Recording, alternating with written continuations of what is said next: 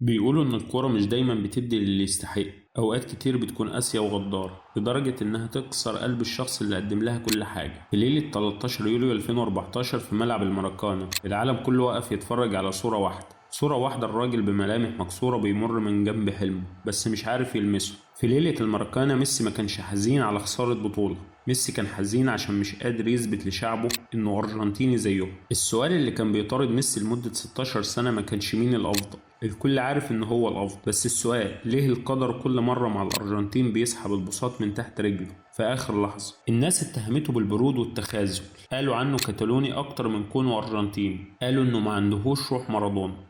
لو حد تاني غير ميسي كان هرب، بس ميسي قرر يواجه العالم كله وهو شايل توقعات 45 مليون أرجنتيني فوق ظهره. في الحلقة دي احنا مش جايين نحكي تاريخ، احنا جايين نحكي ملحمة. ازاي يتحول ميسي من لاعب خجول لقائد شرس، وقف بمجموعة من المراهقين قدام العالم كله في قطر عشان يقول المرة دي الكاس من حقي. هنبدأ من الانكسار، من الدموع، من لحظات الاعتزال واليأس، عشان نفهم ليه لحظة البشت فلوسيه كانت أعظم قصة كتبها القدر في تاريخ الكورة. في 2006 كان ميسي لسه مراهق عنده 18 سنة، كان داخل المونديال وكل العيون عليه، هو ده خليفة مارادونا، هو ده اللي هيفك اللعنة. سجل أول أهدافه قدام صربيا، بس في ربع النهائي بيخرجوا قدام ألمانيا رغم إنه كان على الدكة. ومن اليوم ده ميسي بيشيل لوحده عبء فك النحس والخروج من ظل مارادونا. بعدها بأربع سنين في 2010 الوضع كان مختلف، دلوقتي ميسي أفضل لاعب في العالم، وكمان مارادونا هو مدرب الأرجنتين. اجتماع أسطورة الماضي مع الحاضر في فريق واحد خلى الأرجنتينيين بيقولوا خلاص بتاعتنا المرة دي، بس في النهاية الأرجنتين بتخرج قدام ألمانيا بفضيحة 4-0، وبتتسن السكاكين على ميسي لدرجة إنهم اتهموه بالخيانة. الناس دايما كانت بتقارن بين ميسي لاعب برشلونة اللي بيبهر العالم وبين ميسي لاعب الأرجنتين اللي ما بيغيرش أي شيء في وضع الأرجنتين المزري، متجاهلين كل العوامل الإيجابية في برشلونة، من جودة لعيبة لاستقرار فني لدعم وحب غير مشروط من المدينة بأكملها. ميسي كان عند الكتالونيين ابن برشلونة البار، وعند الأرجنتينيين مجرد متخاذل صامت. وصلنا 2014، البطولة المرة دي على أرض البرازيل، الغريم الأزلي لشعب ميسي. فوز ميسي بكأس العالم في البرازيل بالنسبة للأرجنتينيين أهم من أي بطولة تانية كسبوها في تاريخهم. ماتش ورا التاني الأرجنتين بتكسب وبتوصل للنهائي. في عالم الأحلام وعالم السينما هي دي اللحظة اللي بينفجر فيها البطل ويحقق الانتصار، بس على أرض الواقع الموضوع كان مختلف. ميسي صحيح انفجر وقدم كل شيء ممكن في البطولة، ولكن في اللحظة الأخيرة في ملعب الماراكانا ميسي بيخسر. ماريو جوتزا بيسجل هدف ألمانيا الوحيد والكاميرا بتسيب كل الناس وبتروح لميسي اللي واقف مصدوم من اللي حصل. ميسي في البطولة دي كان بيلعب قصاد الألمان وقصاد شعبه، وفي النهاية اللاعب اللي كان سبب وصولهم للنهائي هو الشخص اللي موصوم بالعار في نظره. ميسي أخد أحسن لاعب في البطولة، بس زي ما قلت لك ميسي مش محتاج إثباته إنه الأفضل، ميسي محتاج يحس بالانتماء، محتاج يحس إنه أرجنتيني.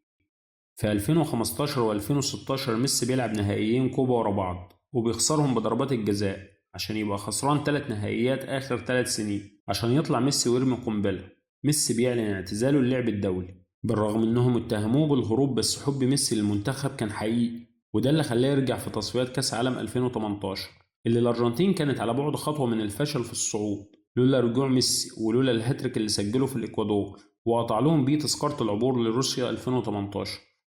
في كأس عالم 2018 الأرجنتين كانت وحشة، فريق مهلهل، إدارة بايظة، والقائد خلاص فقد الشغف، وفوق كل ده بيقعوا في طريق فرنسا أقوى فريق في البطولة واللي بدورها ما سمتش عليهم، وبتطلع الأرجنتين من البطولة. بس المرة دي خلاص ما بقاش حد بيلوم ميسي لأن ما بقاش حد مستني منه حاجة. ميسي في 2018 وصل 31 سنة وبقى بيتبصله على إنه خلاص فترة وعدت وده آخر كأس عالم هيلعبه، واللاعب اللي حقق كل حاجة في الكورة فشل في تحقيق أعظم إنجاز في تاريخ أي لاعب، كأس العالم. بعد كأس عالم 2018 الكل اتوقع إن ميسي خلاص شطب كورة والباقي ليه في الملاعب هيبقى مجرد تأدية واجب، بس اللي حصل كان مختلف. في الخلفية كان في جيل جديد من اللعيبة الأرجنتينيين بيتكون، جيل بالنسبة لهم ميسي مش مجرد لاعب، ميسي أسطورتهم اللي كبر وحب الكورة على إيده. ومع الجيل ده كان في مدرب شاب عارف قيمة ميسي كويس، ومن اللحظة دي ابتدت الحكاية. البداية كانت في كوبا أمريكا 21 في البرازيل. في الوقت ده ميسي قرر يكون القائد الفعلي للفريق، مش بالشارة بس، لا بتحمل الضغط وحماية فريقه وزمايله. كل ماتش فيه جون من ميسي، فيه اسيست، وكمان فيه خناقة. ميسي ما بقاش المراهق الخجول، ميسي بقى الصايع اللي في عيلة التانجو اللي بيجيب حقهم ويدافع عنهم، وده اللي بان للناس في نص النهائي قدام كولومبيا الماتش اللي لعبه ميسي بالكامل وهو مصاب ورجليه غرقانة بالدم. وفي نهائي المراكانا قدام البرازيل القائد وقف يخطب في لعيبته، ما كلمهمش عن الكورة، كلمهم عن العيلة. وفي اللحظة دي اتولدت عيلة ميسي الجديدة، عيلة اتولدت من رحم العرق والدموع والدم. في اليوم ده فاز ميسي بالكوبا، وفاز بفريق مش بس بيلعب مع ميسي، ده فريق بيلعب من أجل ميسي. والأهم من ده كله، في اليوم ده الأرجنتين ما بقتش بلد مارادونا، الأرجنتين بقت بلد ميسي. وصلنا خلاص للمحطة الأخيرة، كأس عالم 2022. ميسي وصل لقطر وهو عارف إن دي الطلقة الأخيرة في سلاحه، يا تصيب الهدف المرة دي أو يعتزل أعظم لاعب في التاريخ وهو ناقص أهم شيء في مسيرته، الإنجاز. ماتش السعودية كان مرحلة الشك، الكل أيقن إنه خلاص الأسطورة شطة ومفيش جديد. بس بطريقة ما شبيهة بأفلام السينما بيقوم البطل من تحت التراب في الدقيقة 64 في ماتش المكسيك وبيشوط بشماله من بره المنطقة، كرة قتلت الشك وزرعت مكانه اليقين بإن المرة دي مختلفة. في الأدوار الإقصائية انفجر ميسي وسجل في كل المباريات بما فيها النهائي، خلص على استراليا في دور ال16 وتحدى هولندا ومدربها في دور الثمانية، وفي نص النهائي عمل من جفارديول أضحوكة. في النهائي ميسي سجل الأول وصنع الثاني وفرض أمر واقع على العالم، لكن امبابي قرر إنه يخلي النهاية ملحمية وبيتعادل لفرنسا. كل الهزايم والفشل اللي فات بدأ يخيم من جديد على ملعب لوسيل، الشك اتسلل لقلب الملك كأن القدر بيقول له مش مكتوبالك. الماتش بيروح للأشواط الإضافية، واللاعب اللي طلع في يوم من الأيام عشان يقول لنا الجسد لا يرحق بيجري كأنه عيل صغير عنده 16 سنة لسه محققش أي حاجة. وفي لحظة سينمائية جديدة في حياة الليو بيسجل الهدف الثالث. لو الماتش كان خلص هنا كان ميسي أخد اللقطة لوحده، بس لأن الإنجاز المرة دي مش فردي، حتى لو كان ميسي هو أهم قطعة في الإنجاز ده، ولكن ده إنجاز العيلة بأكملها. عشان كده بتتعادل فرنسا، وفي اللحظة الأخيرة من المباراة بتروح الكرة لكولو مواني انفراد وبيشوط. الزمن وقف وشريط ذكريات ميسي مع كأس العالم مر قدام عينه، السقوط الأول في سن المراهقة في 2006، الشك والانتقاد في 2010، والانكسار في 2014 بعد ما وصل للمحطة الأخيرة. حتى خروجه قدام نفس الخصم فرنسا في 2018 مر من قدام عينه. أحداث 16 سنة من الهزايم مرت قدام ميسي في جزء من الثانية عشان يفوق على تصدي تاريخي من مارتينيز، وكأن لسان حاله بيقول من أجل ميسي.